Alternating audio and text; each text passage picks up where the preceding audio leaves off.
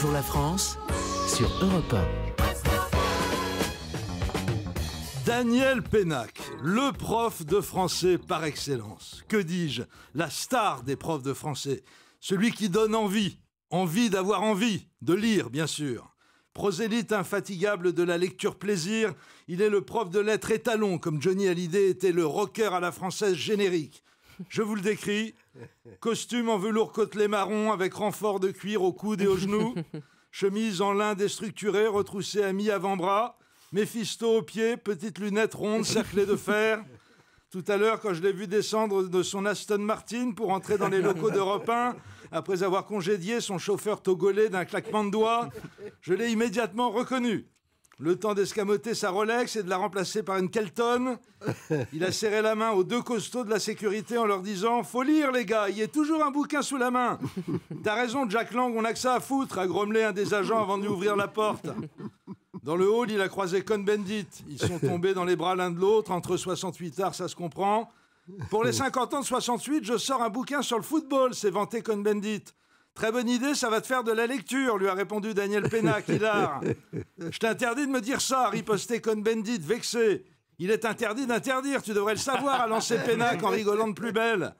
Dany le Rouge, méritant de plus en plus son surnom. « Dis donc, c'était quand la dernière fois qu'on s'est vu ?»« C'est ça, je m'en souviens, c'était dans cette banque à Panama City l'an dernier. Tu trimballais une valise remplie de bouquins, enfin c'est ce que tu m'as dit. Comment elle s'appelait? Ah oui, la banque Los Pepetas per los Gringos, tu te rappelles ? Pas du tout, tu dois me confondre avec Welbeck. Bon, faut que j'y aille, a coupé court notre invité qui avait cessé de rigoler en s'engageant dans le couloir. Au moment où j'allais le rattraper pour me présenter, il a croisé Luc Ferry, accompagné de 3 jeunes femmes blondes, s'exprimant en russe et manifestement totalement indifférentes au fameux adage météorologique qui dit « En avril, ne te découvre pas d'un fil ». Pour être franc, dans un premier temps, je n'ai pas réalisé qu'elles étaient en mini-jupe. J'ai cru qu'elles portaient toutes les 3 une Minerve. Salut Daniel, a claironné l'ancien ministre de l'Éducation nationale. Je te présente Katiusha, Tatiana et Svetlana, 3 étudiantes en philosophie qui sont en séjour d'études. C'est alors que la prénommée Tatiana s'est jetée dans les bras de M. Pénac en susurrant « Tatiana fait aussi les études de littérature et elle connaît bien Danielouchka. Il danse très bien le Kazachok tout nu quand il a bu beaucoup vodka, Danielouchka. » Notre invité a alors accéléré le pas en prétextant un retard imaginaire. 10 mètres plus loin, il est tombé nez à nez avec Raphaël Enthoven, à qui il a donné l'accolade en lui disant « Très heureux d'être invité dans votre émission. » Au fait, est-ce que vous lisez suffisamment? Je n'ai pas l'impression. Un bouquin par semaine, c'est un minimum. C'est vrai qu'avec Taratata, ça vous fait beaucoup de travail. Manifestement, il l'avait confondu avec Nagui.